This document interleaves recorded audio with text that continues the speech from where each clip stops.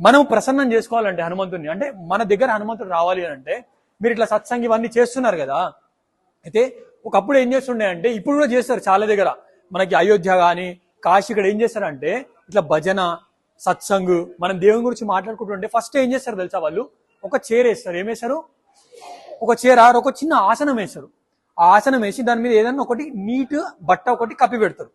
ఎందుకు పెడతారు అన్న అది అని అంటే, మనకి శాస్త్రంలో ఒక శ్లోకం ఉంటుంది, మీ అందరు కూడా తెలుసు, ఎత్ర ఎత్ర రఘునాథ కీర్తనం తత్ర తత్ర కృతమస్తకాంజలిం బాష్పవారి పరిపూర్ణాలోచనం మారుతిం నమత రాక్షసాంతకం.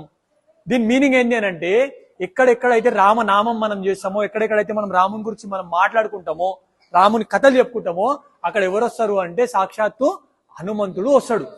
తప్పకుండా వస్తాడు. ఎట్లా వస్తాడన్నా, సేమ్ అట్లనే అదే విషయంలో వస్తాడా అంటే, నార్మల్ గా ఎవరో ఒక హీరో వస్తేనే మనం సెల్ఫీలతో చంపుతాం. హనుమంతుడు అట్లా వస్తే మీరు ఊపుకుంటారా?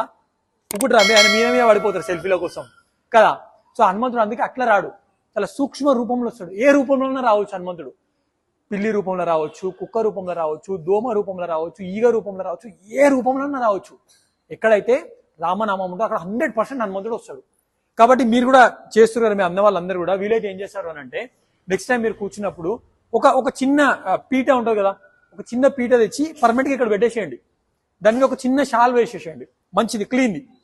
మీరు సత్సంగా అయ్యేటప్పుడు మీరు అది ఎట్లా ట్రీట్ చేయాలి అని అంటే, ఇక్కడ ఆంజనేయ స్వామి వచ్చి కూర్చుండు, మేము అందరం చెప్తుంటే స్వామి వచ్చి కూర్చుండు. సరే అన్న, ఆంజనేయ స్వామి వస్తే మాకేమవుతుంది అని అంటే, హనుమంతుడు మొత్తం రామాయణంలో మీరు చూస్తే ఎక్కడెక్కడైతే హనుమంతుడు ఉన్నాడో అక్కడ చచ్చేటోడుగా బతికిండు. హనుమంతుడు మన పక్కన వచ్చి కూర్చుండు అంటే విపరీతమైన శక్తి వస్తుంది మనకి. ఎంత పవర్ వస్తుంది అంటే డిఫైన్ చేయలేం మనం ఆ పవర్ని, అంత పవర్ వస్తుంది. కాబట్టి మీరు నెక్స్ట్ టైం నుంచి రామ భజన చేసినా సరే, ఏం చేసినా ఏం చేస్తారు, మీరు ఒక చిన్న పీట తప్పకుండా వేస్తారు. వేసారాయాలి మీరు అందరూ? ఎందుకు వేస్తారు? ఎవరు వస్తారు? అంతే కదా. స్వామి మన పక్కన కూర్చుంటే ఎంత మజా ఉంటుంది, చాలా మజా ఉంటుంది కదా. ఆంజనేయ స్వామి మన పక్కకు కూర్చుంటే చాలా అంటే చాలా ఆనందంగా మనకి ఉంటుంది. ఎవరు కూర్చుంటే మన పక్కన? ఆంజనేయ స్వామి కూర్చుంటే.